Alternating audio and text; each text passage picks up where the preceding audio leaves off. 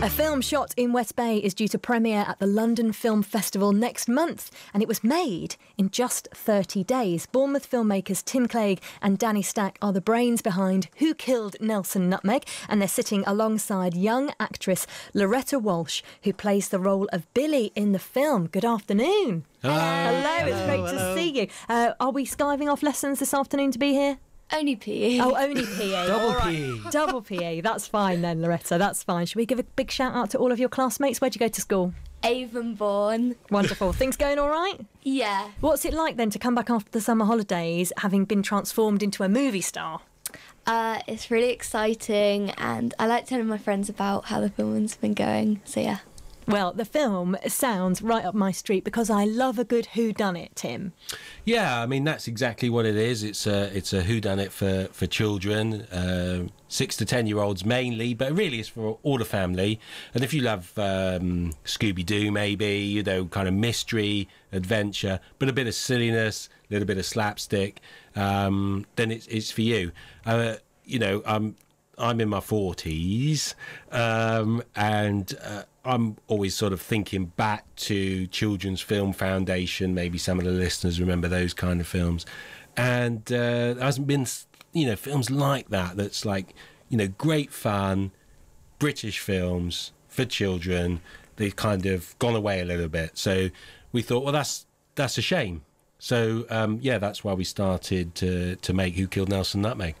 There's this wonderful shot that I've only seen the trailer, and I can't wait to see the film because, as I said, it does look right up my street, of the really imposing cliffs on West Bay, and they are very moody, aren't they? And they're very imposing. And this wonderful shot where you just come over the edge of the cliff, and there on the beach below is the body. But this is not a body of a person, well, so to speak. This is the body of an 8-foot squirrel. Yes. I mean, well, and you find yourself laughing. I should really be laughing at that. That's not really funny. Well, it's all the Jurassic coastline as well, which is perfect. It's so stunning down there. It's like you just set up the camera anywhere and you're getting a good shot. But that shot in particular, the money shot of the whole film, Nelson Nutmeg's dead, who killed him? It was just very exciting to do. Tell me a little bit about you and your gang of super sleuths who go on the hunt for the killer. So when I see Nelson Nutmeg get pushed off the cliff, I go and tell my friends, and then we try and find out who killed him.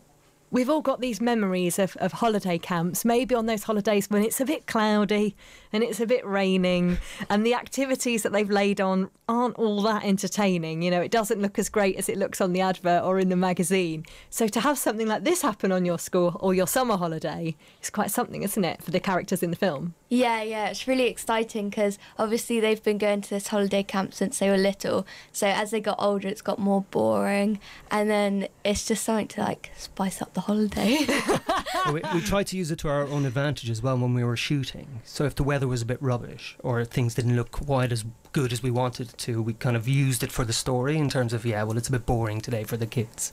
So let's use that for the story and stuff. I think there's something about that growing up though as well. So at the start of the film, the children are a little bit like, well, this mascot Nelson Nutmeg, who's at the holiday park where they all go, he's a bit too old. They're a bit too old for him, and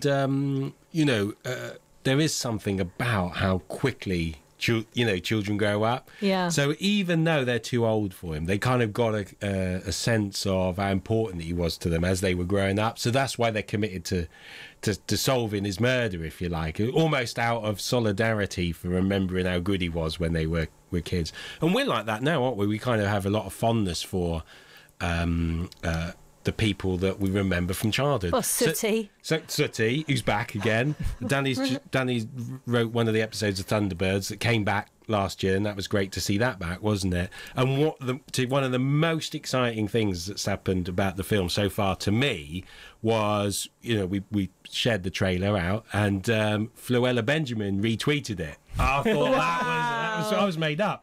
You've made it. All our PR work. Yeah, all you need now is Big Ted and Little Ted on board, following you on Twitter, and then you're made. Loretta is looking at us all as if to say, what are you talking about? We'll come back to this in just a moment's time. My guests this half hour, Tim Clegg, Danny Stack and Loretta Walsh. They are all involved in various ways with a new film that's premiering at the London Film Festival next month. It's called Who Killed Nelson Nutmeg? 22 minutes past 3, and a film made here in the South will premiere at the London Film Festival next month. It's called Who Killed Nelson Nutmeg? Filmmakers Tim Clegg and Danny Stack join me this afternoon alongside one of the young stars of the movie, Loretta Walsh. Loretta, you were part of a group of young actors involved in the making of this film. How young was the youngest? The youngest was James, who plays Woody, who was 8. So that's quite young, really, isn't it? Yeah, it was. And how old are you? I'm 13 now. And are you one of the oldest? Yeah, I am. OK, so you're all really of a kind of junior school, just going into secondary school age. How did you find the filmmaking process? Did you find that you were doing things again and again? Yeah, we were doing it again and again, but it was kind of easy because we did rehearsals before so we could all get to know each other. And so when we started filming, in the film they're meant to be really close friends. So because we did it all together, it did feel like we were really close. And so you get to know each other very well through the process. When it's all over then, what's that like? I suppose that must be like finishing a holiday and leaving behind friends that you've met. Yeah, when it finished, it was actually really sad because we kind of went off one day at a time. So JJ, I think, was the first out of the main people to leave. And it was really sad to see everyone go day by day. And Danny, Loretta is at Avonbourne School in Dorset, and it was important to you both to use local people to make the film and local young actors. Yeah, absolutely. I mean, when myself and Tim made our own films prior to this, all the time we'd have to go to London for casting or for locations or for crew. And then we realised, we have got all the filmmaking community down in Bournemouth, brilliant people. We have the expertise, we have the locations, and we thought, well, let's show off everything we have on our doorstep, really. And then shooting, as I said, down by the Jurassic coastline, what better way to show off the area than that? And then with the kids, who were all amazing, and we didn't know them beforehand. Everybody says don't work with kids or animals.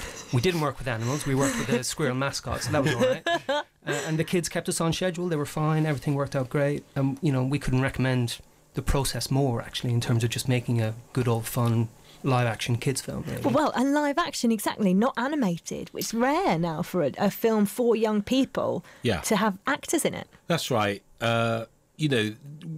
It's fallen out of favour, especially with the 3D animation that Pixar have been doing. And those movies are great, but we're about offering something a little bit different to that. So, yeah, obviously still enjoy those films, but sometimes it's nice to see someone that you can relate to. It's about the type of holiday that you go on. It's about children of your age doing the fun things that you like to do.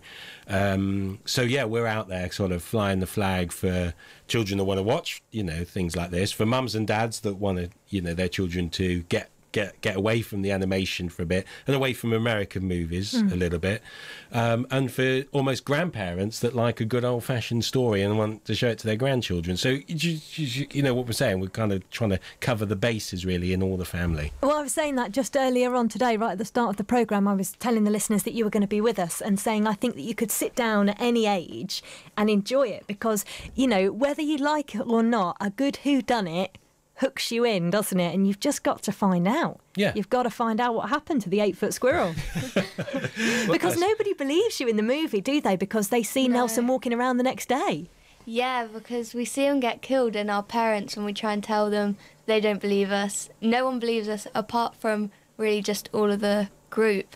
But then when we see him get walking around the next day, it was really that's definitely not true. So in Scooby-Doo, it was normally the caretaker or the janitor or somebody like that. Is that, am I along the right lines? No, Nowhere near. We have a caretaker. We do have a caretaker. He's called Mr. Slug. So he's out to stop the kids from kind of gathering their evidence about who killed Nelson Nutmeg. And of course, you've got a finite amount of time before you go home at the end of the holiday. That's right. So there's that deadline. The kids are on the deadline. Mr. Slug's after them. No one believes them. Everything's stacked against them. Yeah. But they'll come through in the end. So the fact that it's being premiered at the London Film Festival, is that quite a big deal for you guys? That's amazing. Yeah. Yeah, it is a big deal because it's the UK's biggest and best and most well-known throughout the World Festival.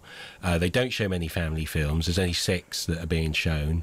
We're the only British one. We're the only British one, but great competition. So Studio Ghibli's last ever animations in our category. So we're really amongst the best in the world. So we feel really like we've snuck in there a little bit with our crazy film from Dorset. We've got schemes already to do another one just based on how well this is doing already. So we're hoping to make it like something that's Dorset's well known for is children's films. That's our aim long term, is to keep making more of these in this area, and build a small infrastructure down here for making this kind of entertainment. Wonderful. Well, it's great to have you all here. Last word to you then, Loretta. Is this going to be your path now? Are you going to be the next Emily Blunt, the next Emma Watson? I hope so.